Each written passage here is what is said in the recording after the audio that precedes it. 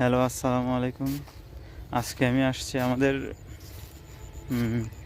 মূলত খেতে, যেটাকে গ্রাম ভাষায় ওই চক বলে আর কি। এই পাশে তো মাঠে আসছি, দেখেন চারপাশে কত সুন্দর একটা পরিবেশ, গ্রাম্য পরিবেশ।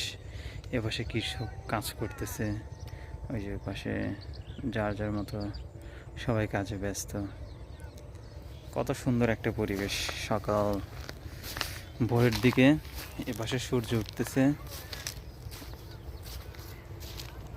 আসলে গ্রামের মজা সবাই বুঝবে না, শুধু যারা গ্রামে থাকে তারাই গ্রামের মজা বোঝে। আর যারা শহরে জীবনযাপন করে তাদের কথা তো দূরে থাক। এপাশে কচুরির পানা দিয়ে প্রায় সবগুলো জমি কচুরি পানায় ভরে গিয়েছিল বর্ষার সময়। কৃষক এখন সব কচুরি পানাগুলো এক জায়গা করে শুকিয়ে পুড়িয়ে দিয়েছে। যে পাশে দেখেন, এই যে এই পাশে কচুরির পানা পুড়তেছে।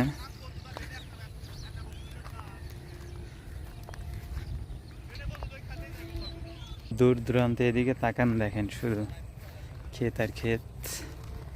আস্তে আস্তে এখন সবগুলা জমিতেই মোটামুটি আমাদের এদিকে সরিষা চাষ বেশি হয়। এই যে এগুলো সরিষা চাষের জন্য প্রস্তুত করতেছে কৃষক। এখন সবগুলো জমিতে সরিষা চাষ হবে।